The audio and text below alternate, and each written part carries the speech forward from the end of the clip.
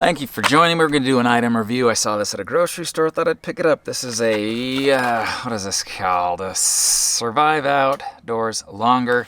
It's like an emergency kit. It's got this bunch of different things in it that's supposed to help you survive outdoors longer, I guess. I have high hopes for this. It looks pretty cool. You got this little strike. Well, let's open it up and I'll show you. Looks like it comes in a wet bag. Keep the destructions close by. Not sure how dry that's going to keep things. It's just a flappy bit of plastic here that holds it all in there. Let's get all this out of there and see what we got. Aside from the dry bag, it's just a roll top dry bag. That's kind of convenient. Maybe I can keep it in my truck or something just to, just in case. So this is a fire rope. It's basically a piece of 550 cord it's got a flammable core in it. Let's open this up and have a look, y'all. I'm actually gonna just cut off a length here. The idea is you peel back this business, and within there, once you get the nylon sheath undone, there's a little strip of reflecting material here that it woven into the outer sheath, so you can see it at night without falling, breaking your neck. You got a piece of actual nylon cordage in there. Great. And then you got this strip of what looks like a waxy. It's not nylon. It might be cotton or something. I know how these kits go. You gotta prepare these things right, so I'm gonna kind of scrape this thing out a bit here and open up some of these fibers in this thing. And then you got the creme, really got a helicopter going over the top. You got a striker on here. Now this is actually the second one of these I bought. I did a review on another one, and the striker on that one did not want to strike. This one feels a lot more rough. Yeah, that one's producing like double the amount of sparks of this one. Last one I give like an F minus because with cold hands, there's no way you could have got that to strike. But this one's doing something. So let's first try this. I'm gonna get some sparks on there and see if we can just get it to ignite. Again, not high hopes for it. But I know if I do the prep work right, I can grind off little, doing it on this bag, maybe you can see it. I'm trying to grind off just bits of the rod here and getting it on this string. That way, when I spark it, nope. I was hoping this would be easier to ignite. It's also wrecking my finger. It's like rubbing sandpaper. And it's got a direction to it. There's a little arrow you can see right here. Maybe you can't. So it only works in a clockwise fashion. If I turn it around, nothing. The other one I had like, this one is cross-hatched too, but it was like a year old, so maybe they changed the formula. Let me press that right up on there.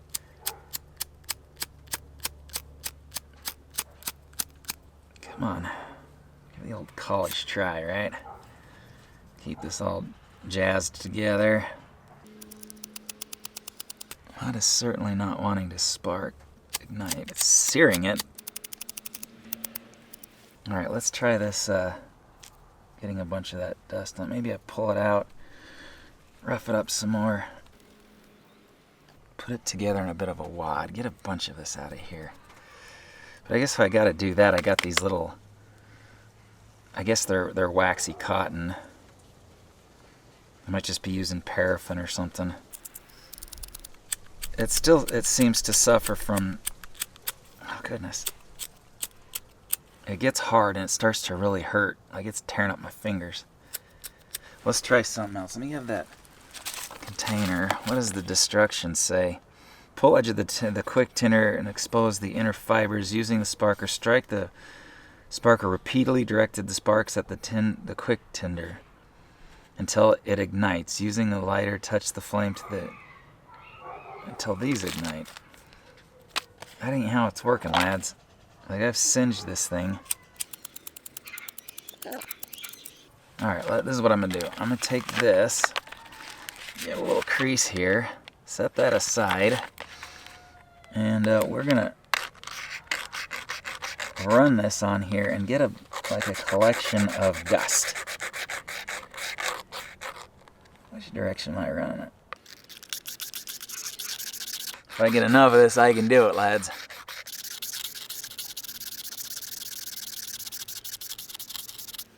Starting to cut into the cardboard. That's what it's doing to my thumb, Wallies. Alright, we got a fair amount there, and what I'm going to do is I'm going to take this thing and use it like a little broom. I want to get that stuff kind of in there. Sweep it all into a usable little space.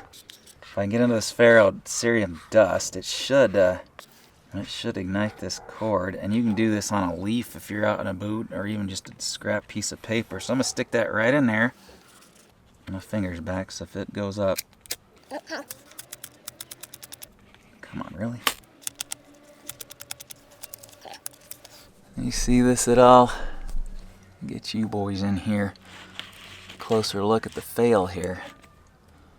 Right there. There is some dust left down here. That's backwards. You can feel when it goes backwards. No. This is not... Okay, forget that. It has stained the paper with a char mark, so I know it ignited something, but it's not enough mass to do anything. Look at that. If you've got cold hands, you can't do this. This is impossible. You won't even get this to spark right. And this is better than the last one I tried, but even so, this is dust, very fine dust. All right, hopefully you have better luck with one of these guys. So, you kind of rough this up. I'm twisting and turning, and I want to break out some of this fibers and make it really fluffy, like a cloud. Fluffy white cloud, McQueen. And then we'll take this little striker. Oh snap, it worked. Holy crap, it worked. I'll be danged. So the cordage is useless. I just chucked the cordage. But that worked. That worked really well. Hot dog, man. That's a surprise. The last one, I struck at that thing for like 45 minutes. Okay, so we did it once. Let's do it again. All right, let's try it again. Grab another one of these guys. Got plenty of them. And I wonder if I can do this more hand-friendly. I break it up, pull this stuff apart, just with my fingers. Because when you're cold, and your fingers just don't want to work. So I got a bunch of fluffy cloudness here. Make sure I'm going the right way. Look at that smoked. Oh, second try. Excellent. Okay. We're in business. I like that. Okay, I like that a lot. Why didn't... This stuff is a problem. It burns. Of course it burns. Everything burns if you get it hot enough. Alright. Now let's try something a little different. Jute twine's really flammable. I wonder if I can get that to go. Let's put this out. Whoop it off the side here. Alright, jute twine. If jute twine will go, then we got a winner chicken dinner, right? So put that there, and now jute twine, you gotta work it the right way. Take it and work this jute twine. I'm very happy with that. I am absolutely stoked with that. We might do just an ultralight and take one of these things out with us. If I can get it to work on jute twine. I might give this thing a thumb up. I was gonna give it a double F's minus. The striker that I had, I went to town on all these cotton balls, and I just couldn't get enough sparks. Maybe it's just manufacturing problems that need to be worked out, or just mass-producing things just doesn't produce high-quality tools. I really want to do a good job of this, so let's get a lot of these jute twine fibers loose. Alright, how about them apples, huh? We can do this, lads. We got this. Alright. Gather up some of the rest of those fibers. Go the right way. Oh, I don't know. Whoops, that's a problem. I know it'll work on cotton balls then. I don't know that I can do this with jute twine then. Yeah, I don't want to do this for 20 minutes, so...